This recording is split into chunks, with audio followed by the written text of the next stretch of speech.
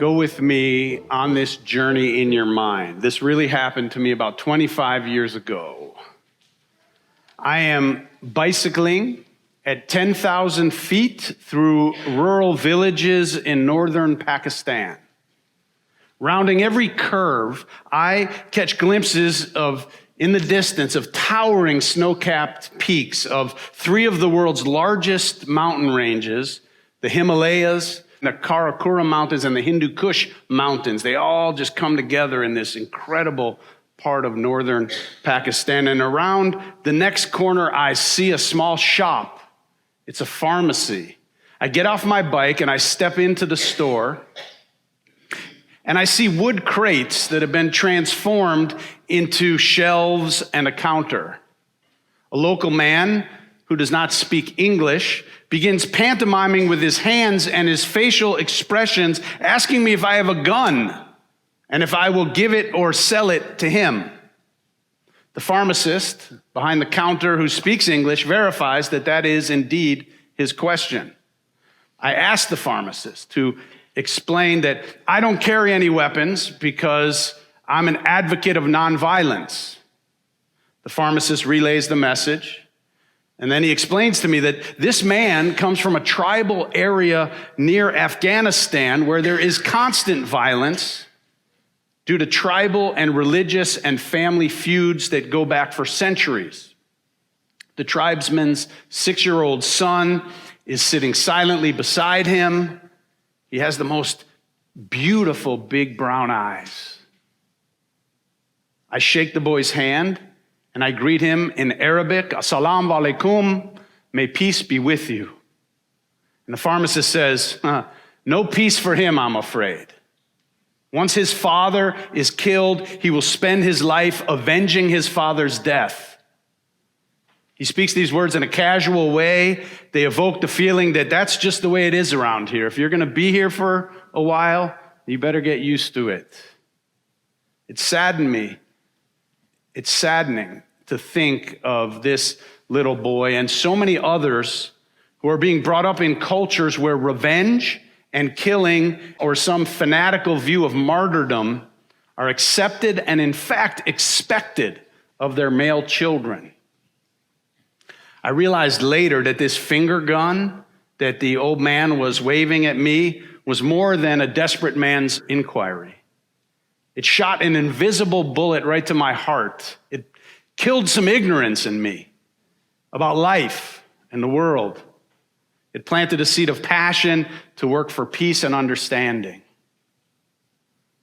It's one of the experiences that brought me to be here now doing what I do. I try to create a community where we build bridges rather than walls. All human beings, all of us, seek a purpose around which to orient our lives. Religion, tradition, culture, and our experiences all help to shape our understanding of who we are and how we fit into this world that we're born into. I remember reading the following passage from Tina Rosenberg in the New York Times. This was about right after the end of the war in Yugoslavia that destroyed Yugoslavia in the 1990s. She wrote, Yugoslavia always produced more history than it could consume. Bosnia has not one history of the recent war, but one each for Muslims, Croats, and Serbs, all contradictory. The division of memory along ethnic fault lines has produced a cycle of killing and revenge in the Balkans for more than 1,000 years, end quote. There have been citizens in Bosnia ever since who have called for a commission to be set up to write a common history that takes into account all of the stories of each ethnic group. Because if each ethnic and religious group continues to see themselves as the innocent victims of cruelty and injustice, they'll continue to perpetuate this tragic cycle of killing. Now, whether we're talking about Bosnia in the 1990s, or we're talking about Israel and Gaza right now, or anywhere else in the world that is locked into ideas of perpetual victimhood and violence against one another. The call isn't to rewrite history like making up the facts, but to look at the past with a broader lens and from less entrenched positions to begin to tell a new story, a story that includes everybody's stories somehow. Of course, not only people in these war-torn and conflicting nations are trying to rewrite their stories, women and ethnic minorities here in this country are also working to make sure that American history is not just his story, reflecting only the story of some of us, but also finding ways to make sure that it includes the important contributions of women and Native Americans and African Americans, Asians, Latinos, and others across the American experience. Have you noticed that some people are resisting and even resent these changes or these attempts to retell and broaden the American story? We see backlashes in schools and in libraries about how we teach history. The United States is as divided now as it's ever been, or at least as it's been in many decades. A recent poll said, this I think it's just from last week, that nearly 30% of Americans believe that we may need to use violence in order to preserve our democracy. Who are these Americans? A large percentage call themselves Christian nationalists. What do they believe? They believe that God gave North America as a gift to European Christians as a new Jerusalem. That's their story. And now that white Christians are no longer a majority in the United States, some of these Christian nationalists believe that they may need to resort to violence to maintain the dominance of their religious and racial superiority. Their story of America is not a democracy of the people, by the people, for the people. They believe it is up to them under God to save this country from non-Christians and non-white people. These religious and political views are not only problematic, but they're dangerous and they're growing. And if they're successful, this idea of a new Jerusalem in America could come to look like the old Jerusalem looks right now, a place of deep division and perpetual violence. So we are in a conflict in this country over its story. And those of us who believe that we can tell a story that's more inclusive and more complete need to take this task seriously. We are a nation of people from every nation.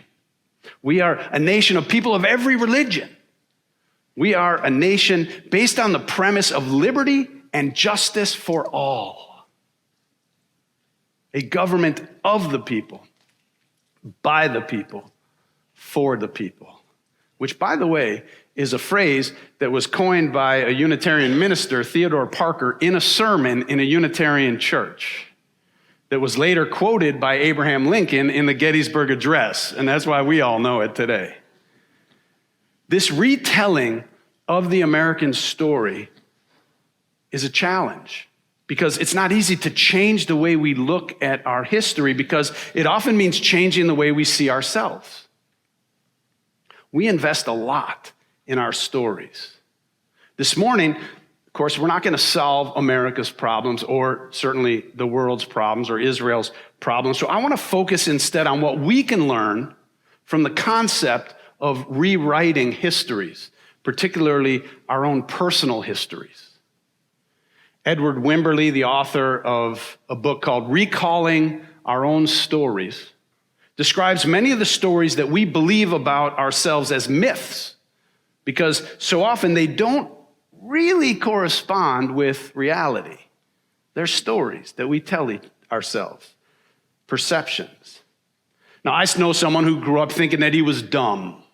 His brother was always getting better grades than him in school, and it turns out that he was mildly dyslexic, but they didn't even know what that was back when he was growing up. And so his parents and his teachers thought he was dumb or slow. And the truth is, he's very bright, he's very creative, but he spent many years of his life believing that he was dumb. And this affected the way that he looked at himself and his place in the world. Now, many of the myths that we have about ourselves get picked up in our childhood.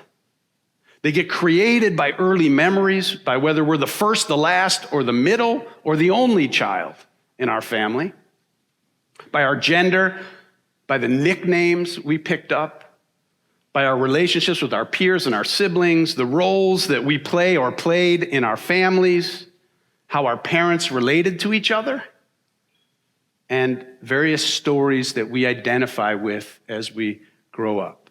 Now, I'll share some of the most common personal myths and see if you can find yours in there. There's the common myth of powerlessness, in which we believe that we have no power to affect our own lives or the lives of others or the world. There's the myth of unlovability, where we feel that we are unworthy or unlovable. It often includes feelings of being unrealistically flawed. Sometimes when religions tell you you're a sinner, or you're just a sinner, and all that kind of stuff, it just feeds into this kind of sense of unlovability and being deeply flawed. Sometimes people feel that if others knew who I really am, they would not like me anymore or love me. This myth either keeps people from building close relationships or makes them try way too hard to prove to people that they're worthy and that they're lovable.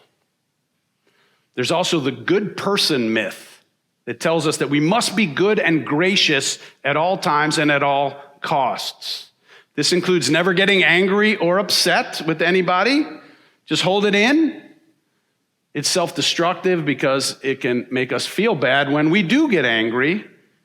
And of course, everybody gets angry. It's a theme that's overly concerned with seeking other people's approval. Now, there's also the myth of invulnerability. We can feel as if it's not right to show that we have vulnerabilities or anxiety or worries or depression. So we hold it in. We see these as signs of weakness.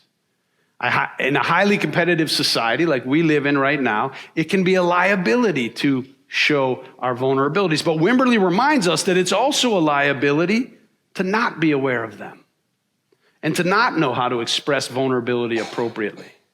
So that's why we need friends and family and a community of people who we can trust and in whose company we can be vulnerable. There's also the all too common myth of the victim. The victim usually feels that they will always have to struggle, that they only get bad breaks in life, that it will always be hard for them. Someone who has suffered this way can also rewrite their story. They can't erase maybe what happened to them, but they may realize that it's taken incredible courage and strength to live their life, that they're strong and compassionate, and they can be a source of strength for other people. So these are a few of the most common personal myths. And one thing that they all share, though, is the myth of perfection. Perfectionism. They contain our ideal image of what a person or a life should look like and be. We have conceptions of what a person must look like to be lovable, to be successful, to be powerful, to be good. We think success means that we have to have a certain amount of money in the bank or look a certain way. Or we must have achieved certain things by a certain time, or drive a certain kind of car, or check some boxes that we have decided we need to check.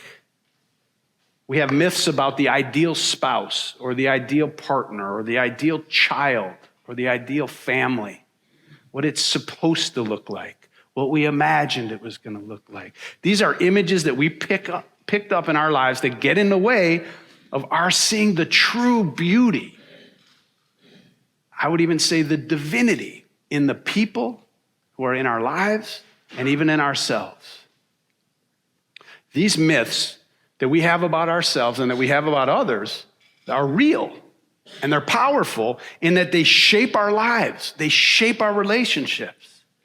And when we realize that they're destructive, when we realize that they're barriers and not bridges, then we need to go back and reauthor our stories. One of the questions we need to look at is, what is my dominant theme? What is our main understanding of why I do what I do? And the answer cannot be, as it too often has been across time, because your grandfather killed my grandfather. Well, most of us don't have themes that bring us into war with other clans or ethnic groups. We have themes that can bring us to war within ourselves or within our own families. Themes that work to kill the spirit of love and of life that's within us and within our relationships. Life's too short and too long, and it has too much creative potential for anyone to spend their life feeling trapped in a story that they feel they have no control over. If we look at the word authority, we find it has the word author in it. One way to have authority is to become the author of one's own life. Wimberly tells us that in the actual process of editing these myths, we are surprised to discover that what was once considered closed and permanently fossilized in our beings is not only changeable, but it's awaiting transformation. How do we create such transformation in our lives? There are church programs like Reverend Randy's class on recovering from religious wounds, or mine on reimagining your theology. There are small groups like our Wellsprings program. There's therapy and spiritual direction. All of these are ways that people use to bring new and fresh perspectives to their old stories. Now, it can't be done in isolation. We need other people, because left alone, it's too easy to continue perpetuating harmful perspectives that deflate our self-esteem. Dr. Rachel Naomi Remen has a story about a 24-year-old cancer patient that she was seeing who had one of his legs removed at the hip to save his life. When she began seeing him, he was very angry and bitter. And he had a deep sense of injustice and hatred towards people who were well. It seemed so unfair. How come this happened to him at such a young age? Dr. Remen worked with him around his feelings of rage by using painting and imagery and psychotherapy. And after about 2 years, he began making some shifts. He started to go out and visit other patients who had themselves suffered severe physical losses. Once he visited a woman who was about his age. It was a hot day, and he was wearing running shorts, so his artificial leg showed as he entered the hospital room. The woman was so depressed about the loss of both of her breasts that she wouldn't even look at him, wouldn't even pay attention to him. The nurses had left the radio playing, probably to try to cheer her up, and he was so desperate to get her attention that he unstrapped his leg and he began dancing around the room on one leg, snapping his fingers to the music. She looked at him in amazement and then burst out laughing. And finally she said, "Man, if you can dance, I can sing." After he told Dr. Remen that story, she took out some of the drawings that he had done over the years. One was of a vase with a big dark crack in it. She had asked him to draw a picture of his body, and this is what he drew. It seemed to him that this vase could never function as a vase again. This time, 2 years later, when he looked at it, he said, "Oh, this one isn't finished." And he proceeded to pick up a yellow crayon, and putting his finger on the crack, he said, "You see here? This is where it's broken. This is where the light comes through." And he started to draw with the yellow crayon light rays streaming through the crack in his body. We need one another in this process. We need community and positive relationships, people who will listen as we tell and retell our stories, and people who will remind us that we can still sing. Rewriting our stories is not about perfection. It's not about pretending a broken vase isn't broken. It's about looking at the cracks in new ways to see what light might come through. A perfect person, a person who has no broken places, no vulnerabilities, is a myth. They don't exist. So if we can avoid expecting one another, our friends, our children, our lovers, ourselves, to live up to some unrealistic ideal, then we may be able to affirm the divine spirit that's within each of us. Think about your story and how you understand it. It may not bring you to war with other clans or ethnic groups, but look for ways that it may be causing you to be at war within yourself or with others in your life. Instead of letting your personal myths snuff out the flame of love within you, risk uncovering the cracks to allow some light to still shine through. You are sitting in a wooden pew in All Souls Unitarian Church or watching online. A minister who has previously bicycled across Pakistan is delivering a message and talking about an imaginary gun. Now you realize that that finger gun that he is waving in front of you is more than the symbol from a simple story. Now, that invisible bullet has been passed on into your heart. Now, it has planted a seed of passion in you to work for peace and understanding in yourself as well as in the world. Assalamu alaikum, shalom, may peace be with you. I love you.